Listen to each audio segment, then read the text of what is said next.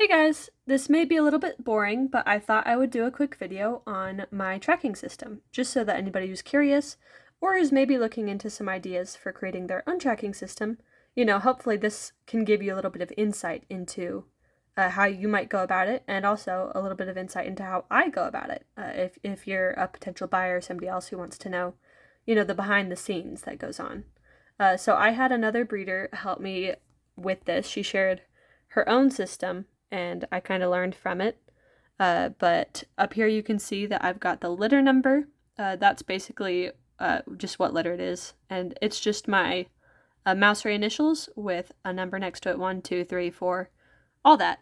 And the reason some of them are red is just because I struggle to read stuff sometimes, unless it has like color code. You'll notice throughout this whole thing that I have a lot of color coding, and that's just to help me out so it's easier to read.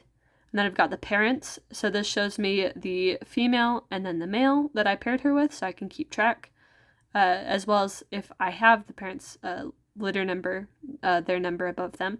And then I have below it some notes, if I can expand this. Oh, I think that's all the notes in this one. So this one just shows she easily produced enough milk, so that's nice. She was pretty easy, it looks like. And then, yeah, so I've got notes on how the mom did. Sometimes moms do better than other times. If the mom did poorly, I can track that in my notes, and I usually end up soft culling and sending them off to pet-only homes. Because I only really like to keep the bloodlines going for mice that are doing really well. And then we've got ID. This is a really boring number that looks annoying. I don't like I don't like numbers that look annoying like this, but it's really helpful. So I do it anyways, because see this number right here, BCC.PR3.2. This tells me a lot really quickly. BCC means that she's from me, she's bred by me. I can tell because it's in my litter number. I know that she is from the litter pre-February 3. This is for litters that were before February this year. And then I know that she is the second female in that litter. So that's all that tells me. And over here, you can see that all the bucks are labeled as A, B, C, the alphabet, and does are labeled as 1, 2, a number system just to make it easier. And I know that they are from me, so they're bred here, BCC. And I know that it's litter 1 and it's buck 1.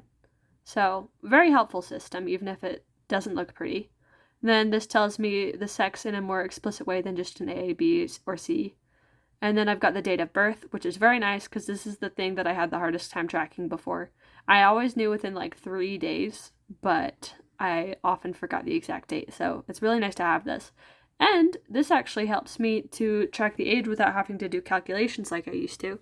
So right here you can see that I've got the age in weeks. These guys are over 8 weeks, so they're right about the age where they're ready to start breeding. I just got to make sure the individuals look good, and then I can pair them, which I will be doing here soon. And then over here's the gene code. I haven't filled this in yet. I'll be doing that soon. I've just been a little bit lazy. Also, this is pretty new, so, who can blame me? And then we've got their color, so basically their phenotype.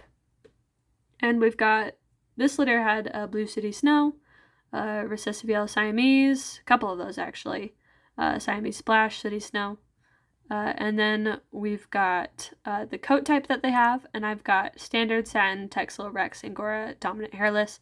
I don't have these guys yet, but I'm going to be getting some here soon. And then I will actually have Hairlesses showing up in this, hopefully. And then over here, we've got the line, and I have categories for each of my goal lines, and then random for any mice that don't fall into one of my goal lines.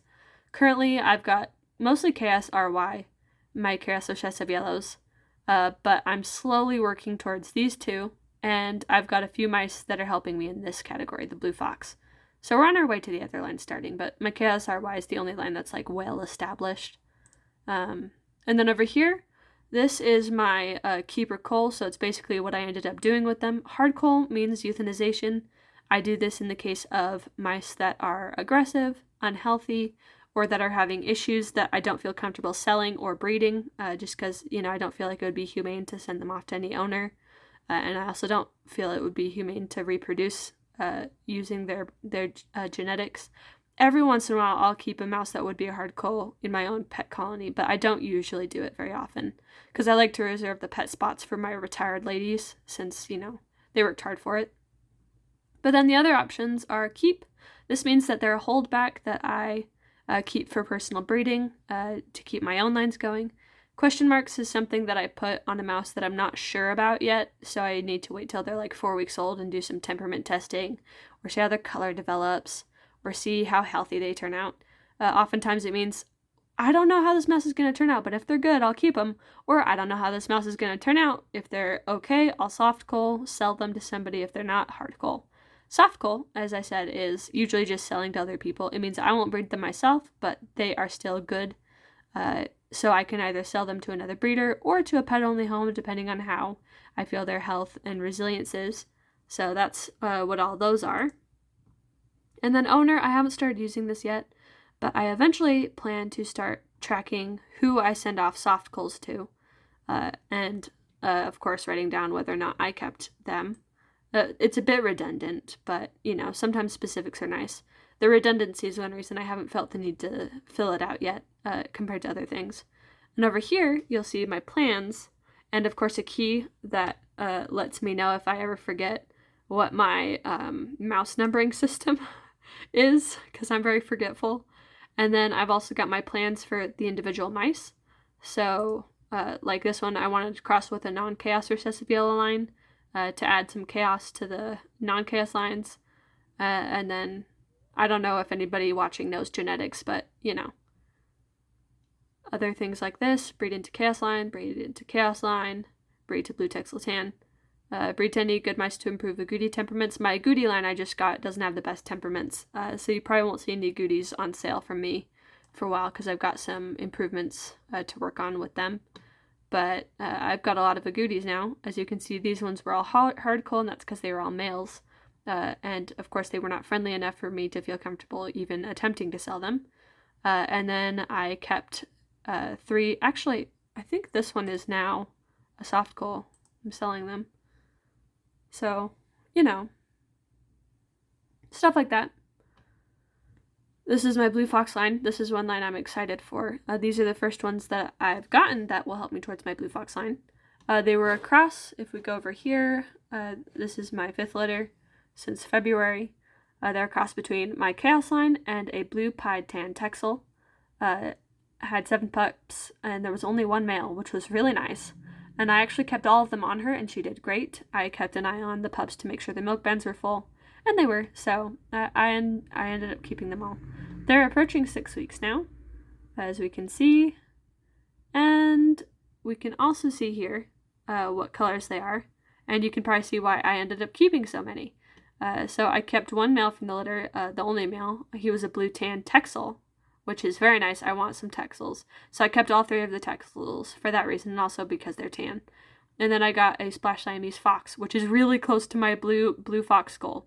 As you can see, I just need to combine her with another blue that carries a sea dilute, and then I'll be able to get to my goal pretty quickly.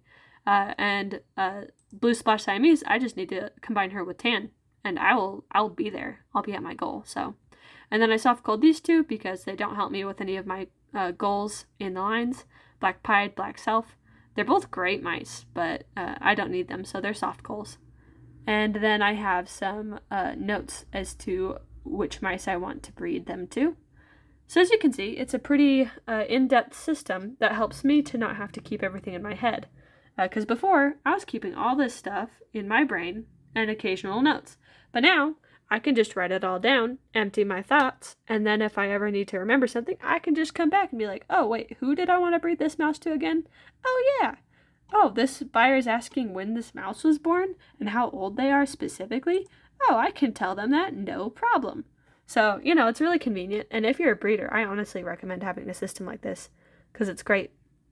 And eventually, I will be making a page with just more specific notes on the mice that I keep, so all my keeps. I'll be making more specific notes on them and their breeding and how they do in breeding, how many litters they've had. Just keep a more in-depth note system on my breeders so I know better what I'm selecting for, what I'm moving towards, and what I'm moving away from. But yeah, if you've ever wondered what goes on behind the scenes for a breeder, or at least one who tries to breed towards something specific. This is what it looks like. It's a lot of work, especially when you have goals like I do and you're breeding for specific lines and qualities, and you can't sell all of the mice that don't fit your standards. It takes a lot of work, but in the end, you get some pretty great results. So I'm excited about it. If you have any other questions I can answer, hopefully I can try to help. I'm not very good at explaining technology stuff. I'm not even very good at it. I had help setting this up, but I can try to answer questions if you have them. Hopefully that helped, and I'll see y'all again sometime in the future.